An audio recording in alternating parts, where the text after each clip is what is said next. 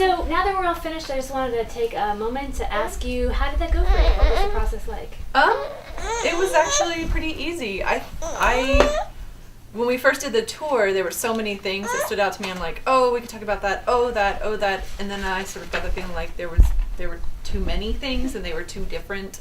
But I liked that we did in here first and it was their stuff because that felt easy. Now you were guiding it all and asking all the questions, but it felt easy. So now I feel like that was the baby step and I could maybe apply that to the more emotional things in the Great. house. Yeah, baby steps first. Yeah, Great. yeah. Great. It felt like a good beginner. Yeah. Okay. Places. And what was the most challenging part of it for you? I mean, deciding how, being really honest about the things, and whether or not they still had meaning for us, and being really honest and saying like, man, they totally love that toy, but they just don't play with it now. Because there's a part of me that wants to save everything. Like I don't want to get rid of things because there's that. If there's a sliver of a chance that they're gonna love it one day or we're gonna use it again, then I'm like, we need to keep it because I don't want to have to buy it again. Or right. And I hate throwing things out. Okay. I'm also like if we can recycle it and use it in some other way, we will. Which is why we have the bin of toys that they just use to dump out. And how did you feel when you kind of got to that place where you realized it's okay to let go or literally just remove out of the room the things that aren't functional anymore? Great. I mean, I like that this is much cleaner and there are fewer. You know, they love books and they still love books. It's just it doesn't have to be 100 books. That the top 25 is still perfect. Okay. And so what was most exciting for you about it, really? When we were all done.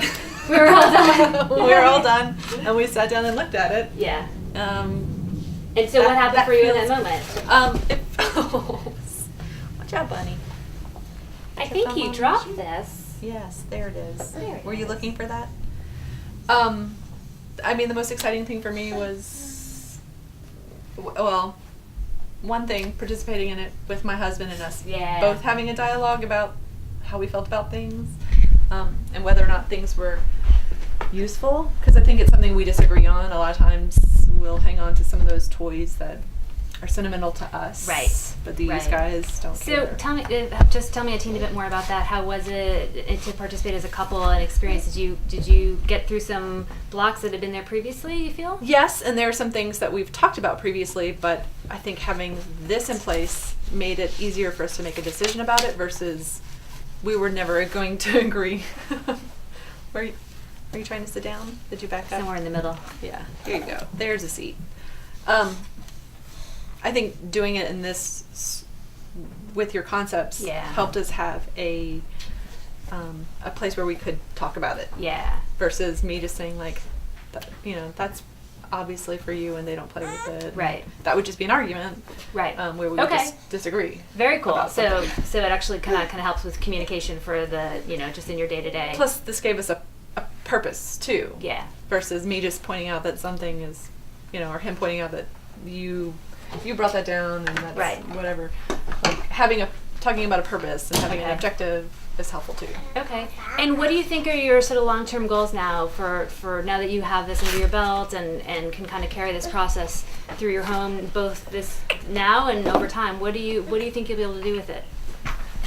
For me, I mean, my goal would be to continue to use this as they grow up to keep things, as things move in, but things have to move out. Great. And it's more about acknowledging. So for clothing, it's very easy. When their clothes doesn't fit, they literally can't wear them anymore. So it's easy to go like, these are the ones they can't wear, and we're just going to take them out. Yeah. With toys, we haven't done that. We've just sort of continued to pile on the new stuff. Right.